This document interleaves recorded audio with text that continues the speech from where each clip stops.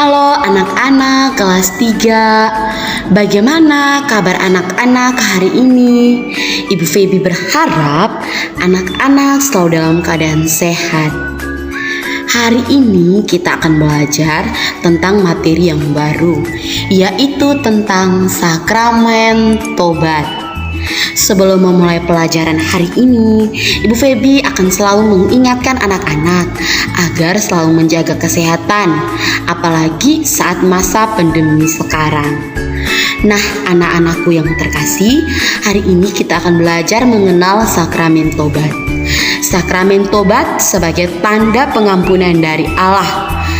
Allah akan mengampuni dosa-dosa kita bila kita sungguh menyesali kesalahan kita.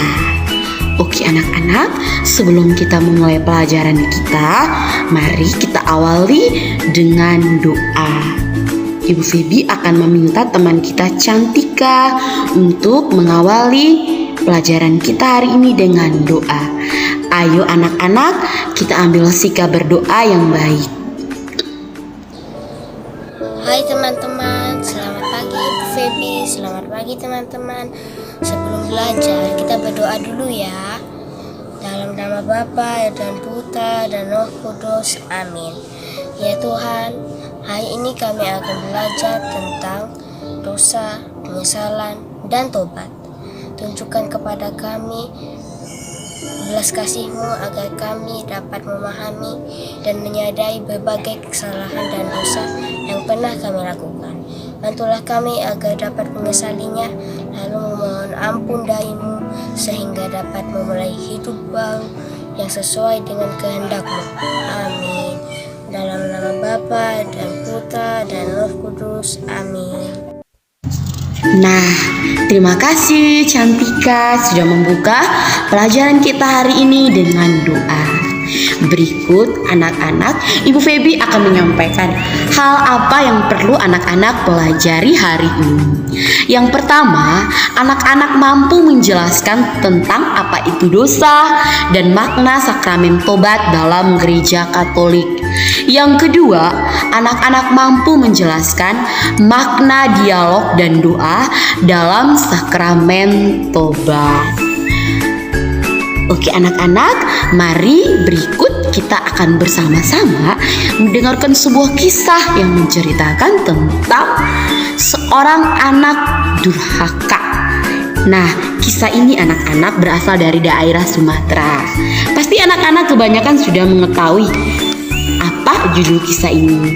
Judul kisah ini yaitu Maling Kundang Anak Durhaka. Oke anak-anak, mari kita saksikan bersama-sama. Malin Kundang Anak Durhaka. Pada suatu hari, hiduplah seorang anak yang sangat berbakti terhadap ibunya. Dia bernama Malin Kundang. Malin hanya memiliki seorang ibu karena ayahnya telah lama pergi berlayar dan tidak kembali. Malin memiliki cita-cita yang sangat kuat untuk berlayar seperti ayahnya.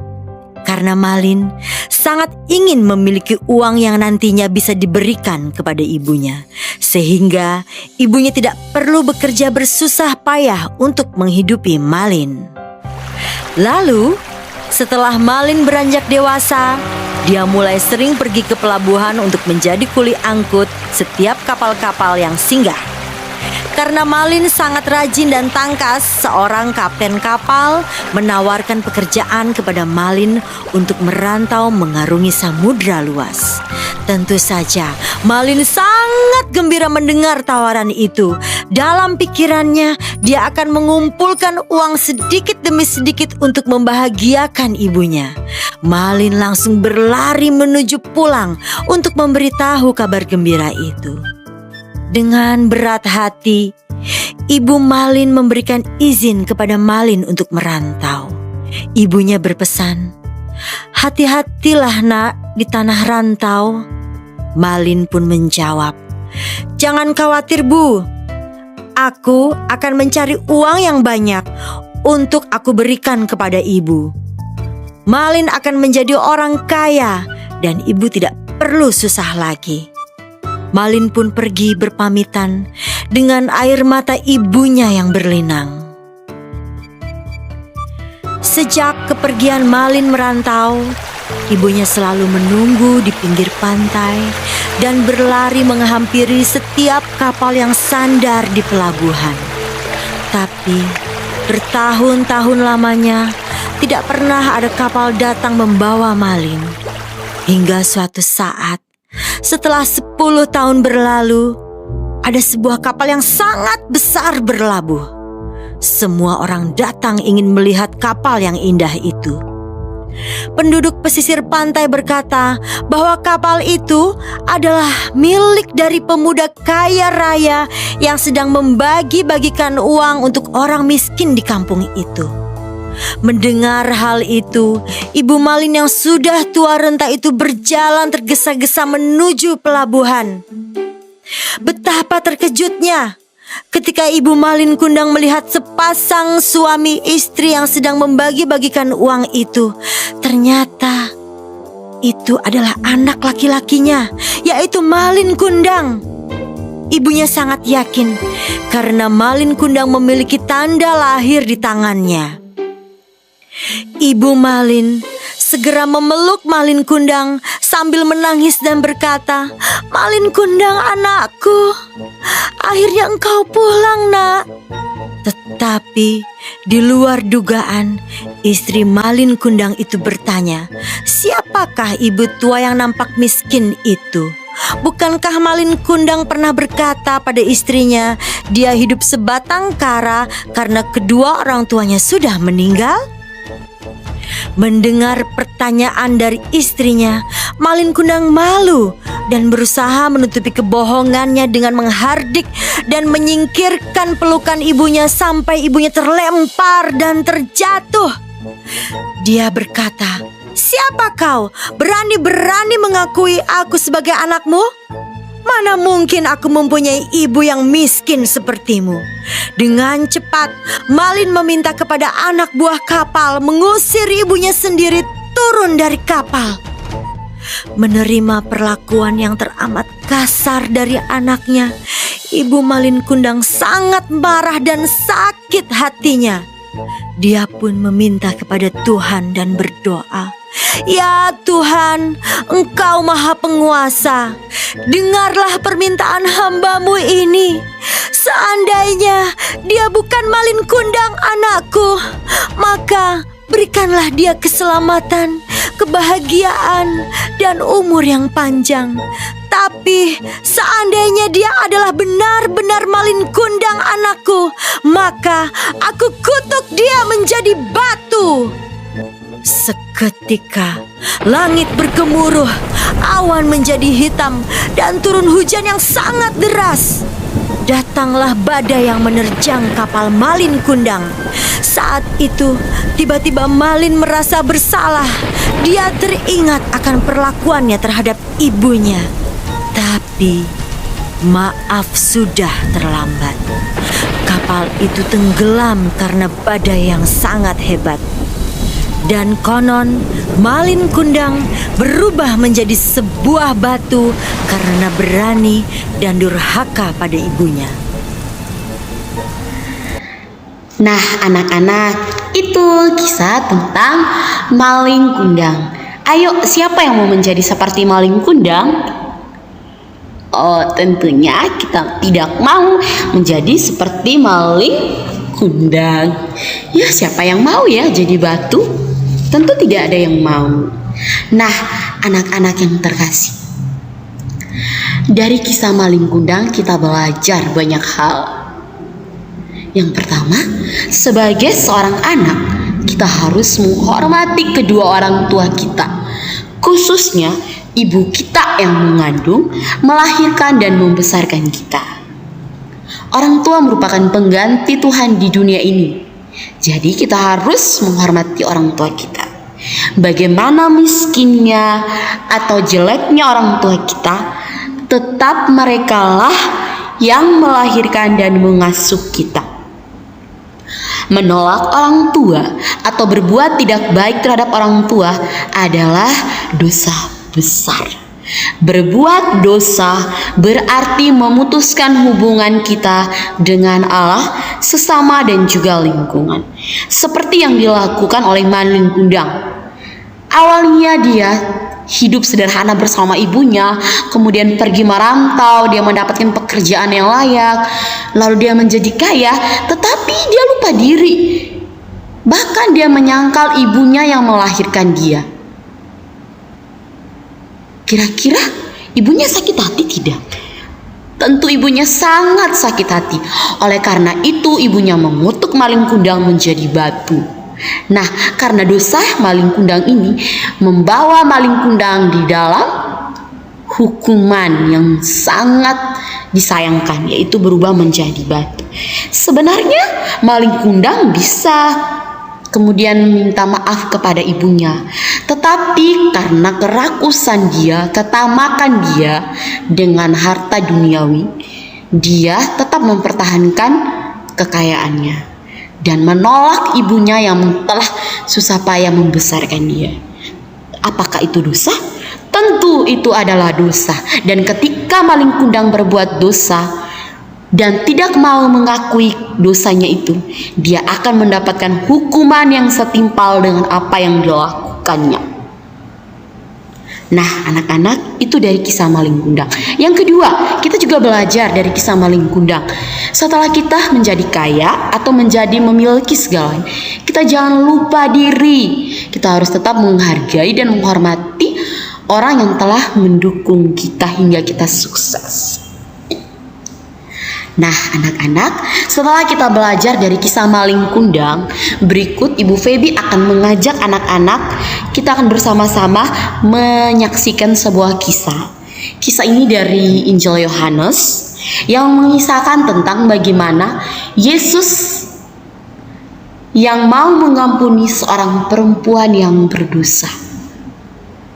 Nah, anak-anak, mari kita dengarkan bersama. Nanti sesudah itu nanti akan ada latihan soal yang akan Ibu Feby berikan. Anak-anak bisa kerjakan di buku latihan soal ya. Oke, mari anak-anak kita saksikan bersama-sama.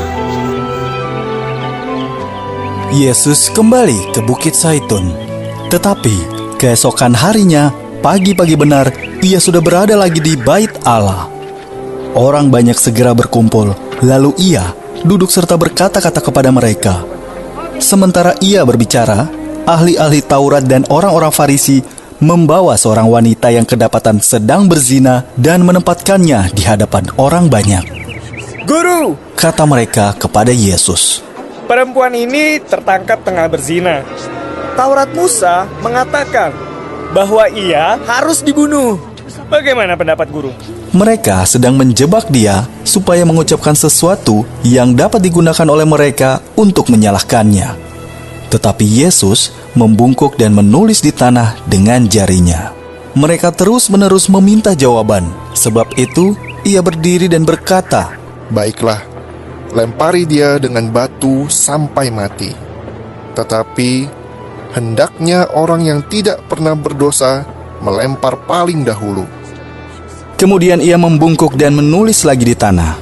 Pemimpin-pemimpin orang Yahudi itu menyelinap keluar seorang demi seorang, mulai dari yang tertua. Akhirnya, hanya Yesus sendirilah yang tertinggal dengan wanita itu di hadapan orang banyak. Yesus berdiri lagi dan berkata kepadanya, "Mana orang-orang yang menuduhmu? Tidakkah ada seorang pun yang menghukum engkau?" Tidak ada, Tuan. katanya. Maka kata Yesus, "Aku pun tidak. Pergilah dan jangan berbuat dosa lagi." Nah anak-anak, itu kisahnya tentang Yesus mengampuni perempuan yang berzina. Berikut Ibu Feby akan memberikan soal latihannya. Yang pertama, siapakah ahli Taurat itu? Yang kedua, siapakah kaum Farisi itu? Yang ketiga, apa maksud mereka membawa perempuan yang berdosa kepada Yesus? Yang keempat, bagaimana reaksi Yesus ketika dibawakan perempuan yang berdosa? Yang nomor terakhir atau nomor 5, mengapa orang Farisi dan ahli Taurat pergi satu persatu meninggalkan Yesus dan perempuan yang berdosa itu? Nah anak-anak, soal latihan ini anak-anak kerjakan, lalu anak-anak bisa foto dan kirimkan kepada Ibu Feby melalui WA. Oke. Berikut anak-anak, Ibu Feby akan memberikan rangkuman singkat dan peneguhan singkat dari kisah maling kundang, dari kisah Yesus mengampuni perempuan yang berzina.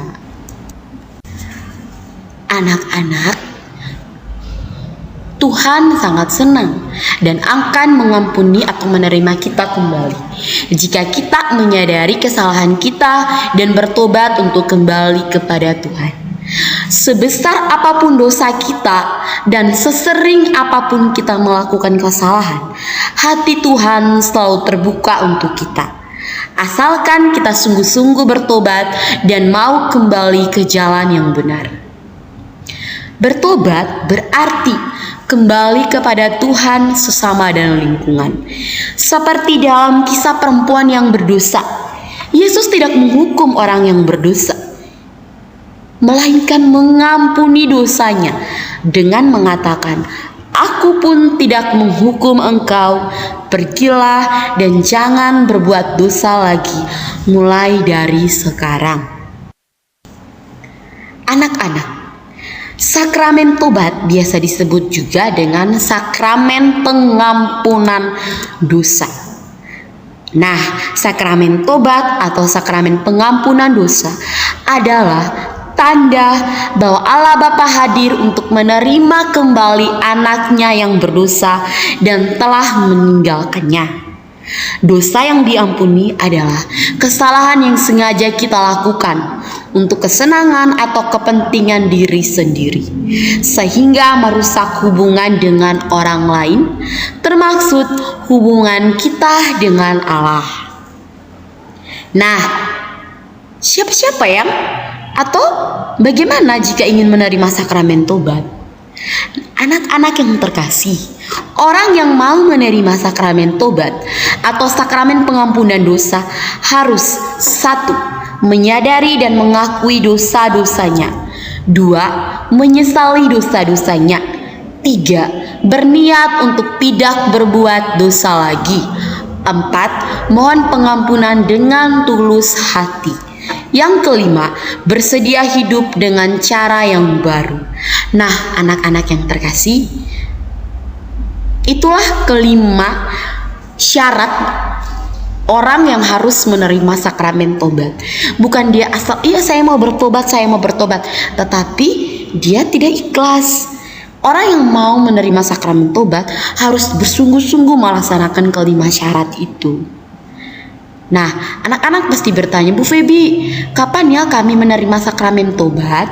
Nah, anak-anak yang terkasih, ini sekedar pengetahuan yang Ibu Feby bagikan. Penerimaan sakramen tobat atau pengampunan dosa akan dilaksanakan ketika anak-anak hendak menerima sakramen Ekaristi atau menerima tubuh dan darah Kristus. Jadi, kalau untuk aturan kita di gereja itu sekarang kan kelas 5 baru bisa menerima sakramen Ekaristi atau biasa disebut dengan sambut baru. Nah, pada saat itulah anak-anak berhak menerima sakramen pengampunan dosa. Anak-anak harus pergi ke imam, lalu berlutut mengakui dosa-dosa anak-anak sendiri. Nah, anak-anak ketika ketika ada anak-anak ini bertanya, "Bu Feby, caranya bagaimana ya? Ini omong apa ya? Kami takut. Ini kalau harus menceritakan dosa-dosa kami kepada romo atau kepada imam." Jangan takut anak-anak.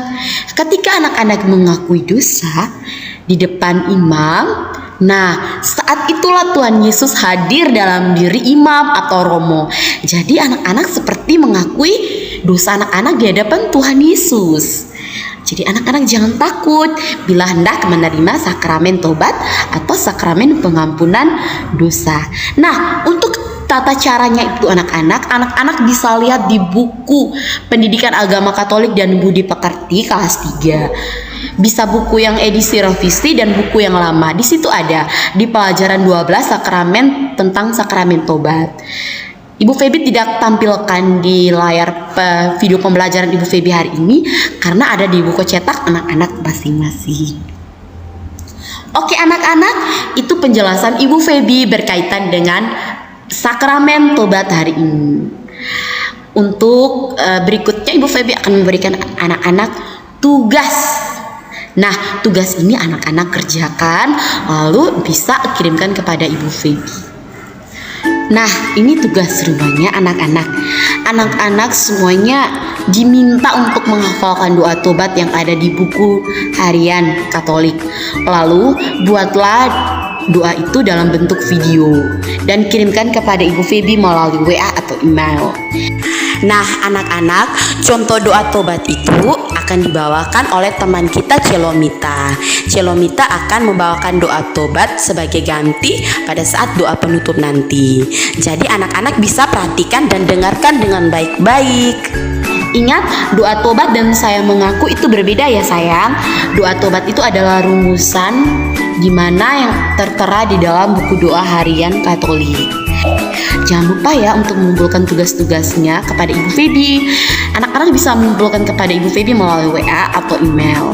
Dan bila ada anak-anak yang ingin bertanya tentang pelajaran hari ini, bisa kontak Ibu Feby saja melalui WA. Atau bila ingin bertanya tentang soal atau ada yang belum mengerti atau tentang tugas atau tentang pelajaran agama Katolik, bisa langsung konfirmasi atau mengontak Ibu Feby melalui WA. Oke. Nah, anak-anak, itu pelajaran kita hari ini. Ibu Feby berharap anak-anak dapat mengerti apa yang Ibu Feby jelaskan. Dan juga jangan lupa mengerjakan soal latihan, mengerjakan tugas agama. Walaupun kita masih dalam keadaan situasi BDR, ya walaupun serasa yang berminggu lalu ya kita bersama, terus minggu ini kita harus BDR karena pandemi yang sudah mulai meningkat. Tapi Ibu Feby selalu berharap anak-anak selalu dalam keadaan sehat. Walaupun kita dalam keadaan BDR, semangat belajar anak-anak jangan pernah hilang. Tetap semangat ya. Oke anak-anak, mari kita tutup pelajaran kita hari ini dengan doa. Ibu Feby dan teman-teman, marilah kita menutup kegiatan kita hari ini dengan doa tobat. Dalam nama Bapa dan Putra dan Roh Kudus. Amin. Doa tobat. Tuhan yang Maha Rahim, aku menyesal atas dosa-dosaku, sebab patut aku Engkau hukum, terutama sebab aku telah menghina Engkau yang Maha Murah dan Maha Baik bagiku. Aku benci akan segala dosa dan berjanji dengan pertolongan rahmat-Mu hendak memperbaiki hidupku dan tidak akan berbuat dosa lagi. Ya Tuhan, kasihanilah aku orang berdosa ini. Dalam nama Bapa dan Putra dan Roh Kudus. Amin.